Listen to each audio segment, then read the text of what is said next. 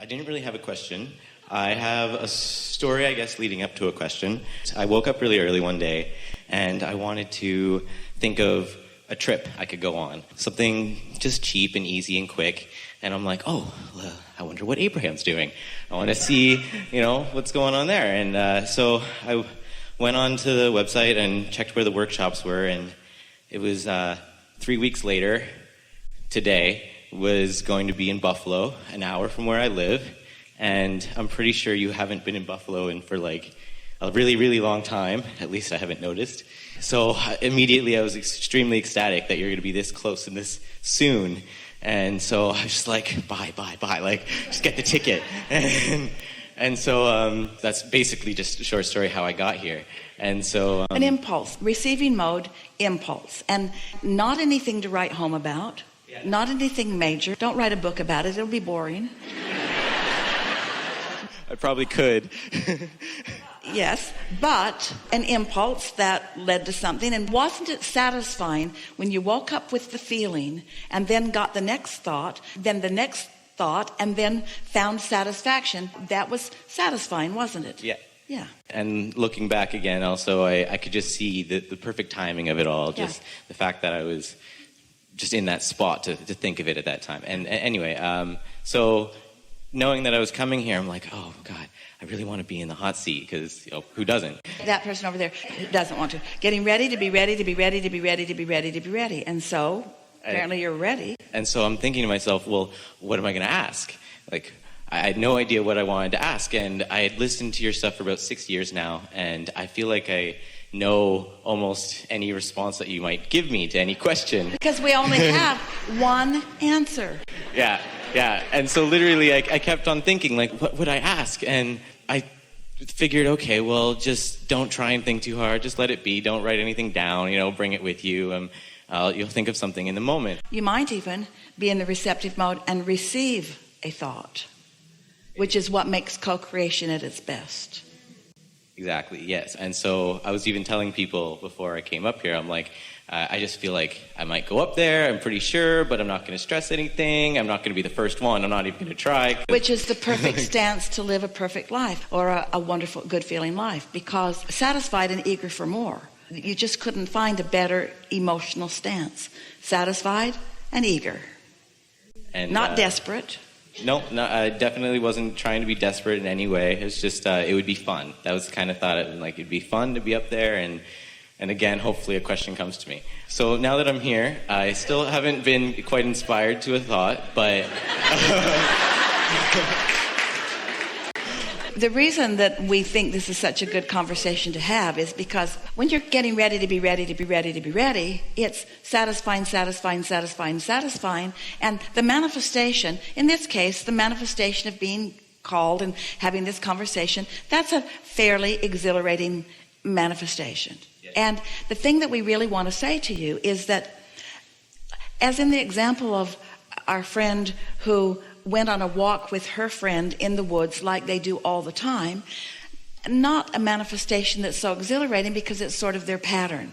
Finding a diamond in the bushes is a pretty exhilarating experience, but you got to be on the walk in order to find the diamond. And if she hadn't been ready for that and ready for that and ready for that, it's the vibrational readiness that we're talking about. It's not you figuring out where the right place and the right time are. It's the right vibrational stance. And we are just saying to you, the right vibrational stance is one of happiness, one of satisfaction, which means you got to find some way to feel good anyway. And that's hard for most physical beings, because without these things that they want, over here is where things have manifested in our example, and this is where most people are looking, and this is what you're cataloging and pigeonholing and recognizing and showing to each other, and this is what you are spending most of your time thinking about. And in doing so, you're introducing enough resistance with what's there and what's not there that you're not in the receiving mode, so that you don't have good timing. So you sort of have to stumble on things, stumble on a diamond in the woods. It's all right to do that. It's all right to stumble on them,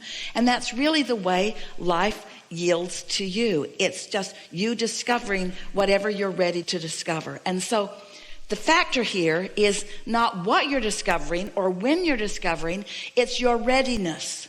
It's your readiness, and your readiness is determined by your emotional state of being. if you are usually in a bad mood, you're not in the emotional state of being where you have very good timing about things. If you are defensive, you're not in an emotional state of being, because your emotions indicate your vibrational mix. But if you are feeling optimistic, if you're feeling eager, that's why it's so nice. You fall in love and you've got this person that you're focused upon for a little while in positive ways before you get to know each other. And in that exhilaration, all kinds of things start lining up for you, because you have an object of attention that is sort of holding you in the receptive mode. We just want to say to you, you have the ability to put yourself in the receptive mode, and you have the ability to milk it and stay there longer until before long you've flipped your vibrational mix. Then you're more ready for more things. And that's why you look at someone who's on one of those tracks and you say, you are so lucky. And often from your not tuned in perspective, you assign reason for their success. Oh, you inherited it, or oh, you were just lucky. You don't let yourself explain to yourself the real reason, and this is the real reason. You found some way to be in a receptive mode where you've got particularly good timing. And as you started noticing that you had particularly good timing, your timing got even better. So you rendezvous more frequently with more of the things that you do want.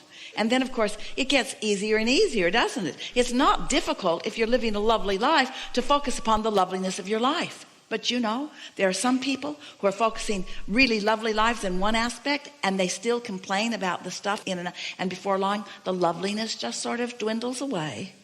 They don't sustain it very long, because you cannot focus in opposition to who you are and get what you're wanting. So we like that you had these thoughts in advance. We like that you received awareness of something. We like that the thought of something came to you and that it felt good. And we like that you managed the vibration of it enough that it came to a fruition. We think it's wonderful to be ready, to be ready, to be ready. And the things that are at your doorstep, the things that you are in the vicinity of receiving, it is so delicious for us to have awareness of what is in the process of unfolding for you. And you know, we stand in readiness, in sort of alert readiness, in pleasure of those points of timing when something explodes just a little further into your creative experience, because your creation is also our creation. And you know, that exhilaration that you feel, that's our exhilaration that you are in the receiving mode of. When you feel that exhilaration, that's because we've got our eye on you, and that feeling that you're feeling is the feeling that we're feeling. And for those moments of elation and love and appreciation, we are bonded in singular vibrational frequency. That's what that is.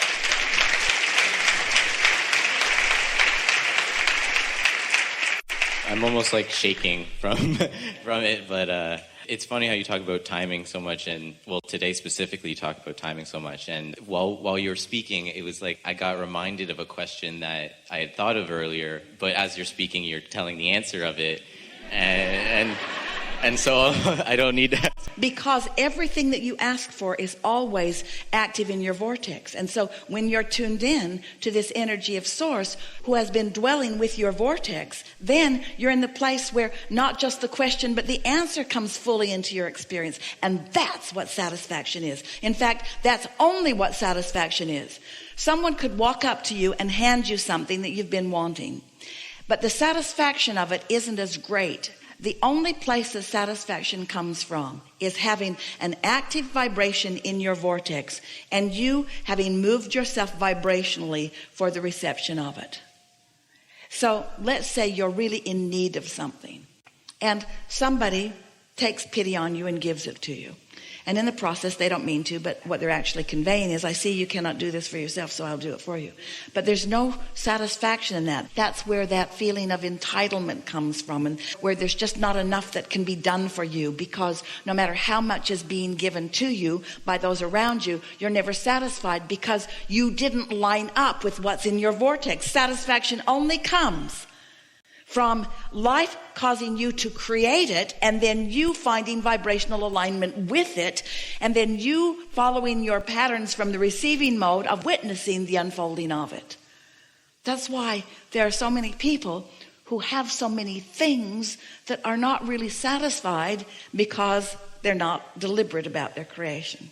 You, however, can never go back. You now know what it is. You now have the formula for living happily ever after. And it's a good thing that you've got it too. Because in every moment of your life experience, you're going to be asking for something more that hasn't manifested yet. And if you haven't taught yourself how to be satisfied without the full manifestation of it, because you're satisfied with the evolving manifestation of it, then you're always going to be miserable, because there's always going to be something else missing. It's sort of like all of these things in the queue at different stages of readiness, and you at different stages of receptiveness. And the whole point, hear it, the whole point, we want you to get this. We want you to once and for all feel the absolute value of your physicality and of the physical manifestationalness of this experience. You didn't come to meditate and just be happy in the absence of things that you want. But you do have to meditate and be happy in the absence of things that you want in order for them to manifest. But you didn't come to meditate and be happy in the absence of things that you want. You came to experience the full-blown manifestation, because this is the leading edge, and it's what we all came for. It's why we are all forward with you here. Can you follow that? But if you get your cart before your horse, if you care so much about a manifestation that you're not vibrationally ready for, then you are in frustration all the time, not letting yourself get into the receptive mode for the next step and the next step and the next step, each one of which can be so satisfying. And others, once you catch the spirit of this and once you start deliberately applying it, others who are physical and around you will watch you in your bliss, and they will wonder what's wrong with you, because what they know you want hasn't come about yet, but you're joyful anyway. And they're only used to seeing people joyful once they get the winning lottery ticket, or once Harmony.com has brought them their true love. They're not used to seeing someone satisfied without the manifestations that they would want if they were you, or that they've heard you speak about. But they will begin to notice that there's a steady unfolding in your experience. And it doesn't take long before all kinds of things are popping into view in your experience. And they will start noticing the faster speed between your identifying of a desire and its full manifestation. And they will begin to say things about you like, that guy seems like I just barely heard him express that for the first time. And I turn around and he's already living the fullness of it. Well, what is your magic? What star were you born under? Why are you receiving all of this luck? And they won't be able to hear you, because they're still in that mode of responding to reality in positive and negative ways. But if you really wanted to help them out, you could say, I just figured out how to chill and how to be happy anyway. I just figured out how to be satisfied anyway. And somehow, the more satisfied without that I was, the faster it came. The more satisfied anyway I was. Because satisfaction is tuning to the vibrational frequency of what you want. And dissatisfaction is tuning away from the vibrational frequency of what you want. And if you are dissatisfied, it can unfold. And if you are satisfied, it can. That's the answer. Not only to living happily ever after, but to manifestations coming into your experience where you and others can experience them fully, you see. It's a wonderful thing coming into your own power. It's a wonderful thing knowing who you really are. It's a wonderful thing being satisfied with where you are. And that's the thing that we're asking you to use your ability to focus just a little bit. We're not asking you to look at something in your life that isn't satisfying and be satisfied with it. That's not what we're asking. We are just asking you to find some way, somehow, to feel satisfied, which means you might have to change the subject for a little while. You could have 10 things that are really bothering you and one thing that feels good. And you could focus upon the one thing, and the 10 things that are bothering you would evaporate. Or you could have 10 things that are going really well and one thing that isn't, and you could focus upon the one thing that isn't, and everything could turn to that. In other words, your mind is powerful. It's all about focus.